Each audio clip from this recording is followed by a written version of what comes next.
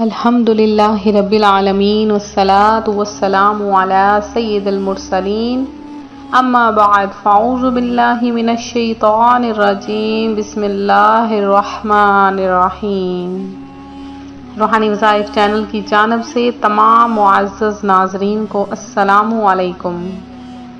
ماہ رمضان المبارک گزر چکا ہے اور اس کے بعد شوال المکرم کا چاند نظر آنے والا ہے، تو آج روحانی وظائف چینل ماہ شوال مکرم کے چاند کا ایک ایسا عمل لے کر آپ کے لیے حاضر ہوا ہے کہ اس عمل کی برکت سے آپ جو کچھ مانگیں گے اللہ پاک اپنے فرشتوں کو حکم دے گا کہ اس بندے کی وہ دعا وہ حاجت پوری کراؤ۔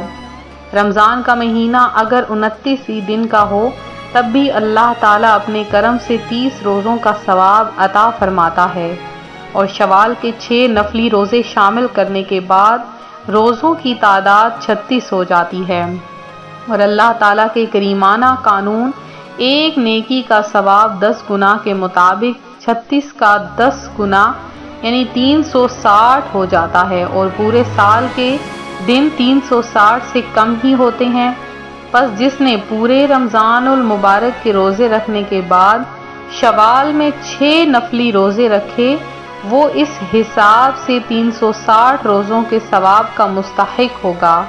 پس اجر و ثواب کے لہٰذا یہ ایسا ہی ہے جیسے کوئی بندہ سال کے 360 دن کے برابر روزہ رکھے۔ شوال المکرم بھی بہت ہی زیادہ فضیلتوں اور برکتوں والا مہینہ ہے۔ حضرت ابو ایوب انصاری رضی اللہ تعالی عنہ سے روایت ہے، رسول اللہ صلی اللہ علیہ وآلہ وسلم نے فرمایا، جو شخص رمضان کے روزے رکھ کر ہر سال شوال میں بھی 6 روزے رکھے اسے عمر بھر کے روزوں کا ثواب ملتا ہے۔ اب آپ شوال المکرم میں کسی بھی دن روزہ رکھ سکتے ہیں، لیکن اگر آپ شوال المکرم کے مہینے کے پہلے 6 روزے رکھیں تو اس کا ثواب اب بہت ہی زیادہ ہے، کہ حضرت ابو ایوب انصاری رضی اللہ تعالی عنہ سے روایت کے مطابق پیارے آقا صلی اللہ علیہ وآلہ وسلم شوال المکرم کے 6 روزے رکھا کرتے۔ رمضان المبارک کا مہینہ ختم ہوتے ہی جو مہینہ شروع ہوتا ہے وہ شوال کا ہے، تو شوال کے 6 روزے نفلی اعمال میں سے ایک ہے جن کا اجر و ثواب بہت زیادہ ہے، اور رسول اللہ صلی اللہ علیہ وآلہ وسلم نے خاص طور پر امت کو ان کی کرنے کی ترغیب دی ہے۔ جو شخص قیامت کے دن ایک نیکی لے کر آئے گا اس کو 10 نیکیوں کا ثواب ملے گا۔ تو اس طرح جب ایک ماہ رمضان المبارک کے روزے رکھے گا تو 10 مہینوں کا ثواب ہوگا، اور جب شوال کے 6 روزے رکھے گا تو 60 دنوں کا ثواب اسے عطا کیا جائے گا۔ لہٰذا رمضان المبارک کے ساتھ ساتھ شوال المکرم کے ضرور روزے رکھیں۔ یہ شوال کے 6 روزے شوال کے مہینے میں کسی بھی دن رکھے جا سکتے ہیں، لگاتار رکھنا کوئی ضروری نہیں، اور نہ ہی عید کے دوسرے دن سے شروع کرنا ضروری ہے، بلکہ پورے مہینے میں کسی بھی دن رکھے جا سکتے ہیں۔ اب جس کے رمضان کے فرض روزوں میں سے کچھ چھوٹ گئے ہوں تو وہ ان نفلی روزوں کی بجائے فرض روزوں کو پہلے قضا کرے، لیکن اگر اس نے نفل روزے کی نیت کی تو نفل بھی ساتھ میں ادا ہو جائیں گے۔ اب کون سے دنوں کے روزے رکھے؟ شوال کے نفل روزوں میں دیگر نفل روزوں کی نیت بھی کر سکتے ہیں، مثلا جمعرات کو شوال کے نفل روزے کی نیت کے ساتھ جمعرات کو روزہ سنت ہونے کی نیت بھی کر سکتے ہیں۔ تو بہت زیادہ فضیلتوں والا یہ مہینہ ہے، اس کو بھی آپ نے غفلت میں نہیں گزارنا ہے۔ ماہ شوال المکرم کے ساتھ ساتھ عید کی خوشیاں بھی ہیں، عید کی خوشیاں بھی آپ نے منانی ہے، میٹھی عید ہے اور میٹھی ہی خوشیاں اس کی بھی ہیں۔ اور آج روحانی وظائف چینل جو آپ کے لیے ماہ شوال المکرم کی میٹھی عید کا وظیفہ لے کر حاضر ہوا ہے، تو عید کی خوشیاں دوبالا کرنے کے لیے آپ نے چاند رات کو یہ عمل کرنا ہے۔ جب آپ چاند رات کو یہ عمل کریں گے اس عمل کی برکت سے آپ کی ہر دعا قبول ہو جائے گی۔ اللہ پاک آپ کو ہر وہ چیز عطا فرما دے گا جو ماہ رمضان المبارک میں آپ کو نہ ملی۔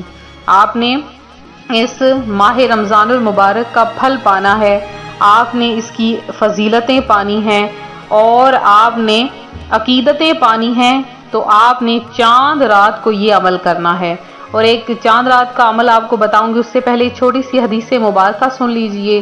حضرت انس رضی اللہ تعالیٰ عنہ سے روایت ہے، رسول کریم صلی اللہ علیہ وآلہ وسلم عید الفطر کے دن نماز عید کے لیے تشریف نہ لے جاتے جب تک چند کھجوریں نہ کھا لیتے، اور آپ طاق عدد میں کھجوریں تناول فرماتے۔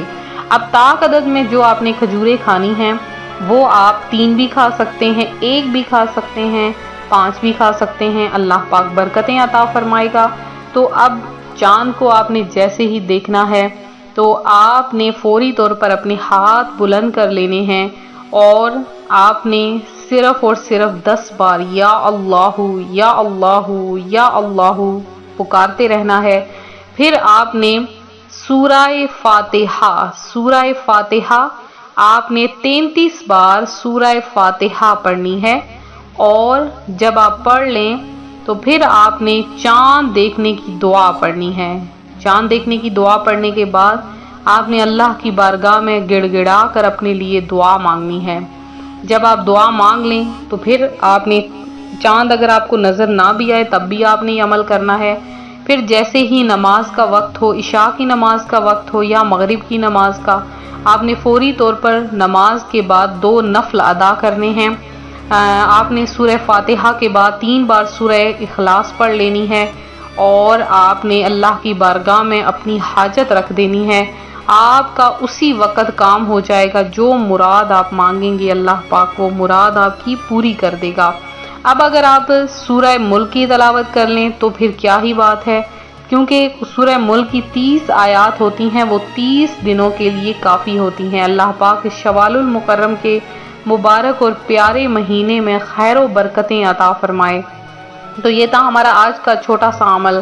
آپ نے خود بھی صدقہ و خیرات کرنا ہے، اور صدقہ و خیرات ان لوگوں کو خاص طور پر کرنا ہے جو بہت غریب ہیں، اور آپ نے عیدی کے طور پر تحفہ پیک کر کے تو آپ نے غریب اپنے رشتہ داروں کو ضرور دینا ہے، تاکہ وہ بھی عید کی خوشیوں میں شامل ہو سکیں۔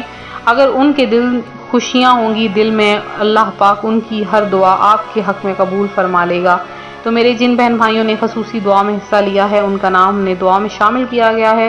اس کے علاوہ جنہوں نے بھی دعا میں اپنا نام لکھوانا ہے وہ ضرور کمنٹ سیشن میں میسج کریں، اور ساتھ میں عید مبارک آپ سب کو روحانی وظائف چینل کی جانب سے۔ جہاں پر عید کا چاند نظر آ گیا ہے اور جہاں پر نہیں آیا ہے، آپ سب کو روحانی وظائف چینل کی جانب سے عید کی خوشیاں بہت بہت مبارک ہوں۔ آپ کو رمضان المبارک کے روزے بہت بہت مبارک ہوں جو آپ نے رکھ لیے۔ اللہ پاک یہ رمضان المبارک کا مہینہ آپ کو پھر سے عطا فرمائے، اور اسی طرح رمضان المبارک کے ساتھ عید الفطر کی خوشیاں بھی آپ کو بہت سی عطا فرمائے۔ تو ملتے ہیں اپنے اگلے وظیفے کے ساتھ، دعاؤں میں یاد رکھیں، اپنا خیال رکھیں، فی امان اللہ۔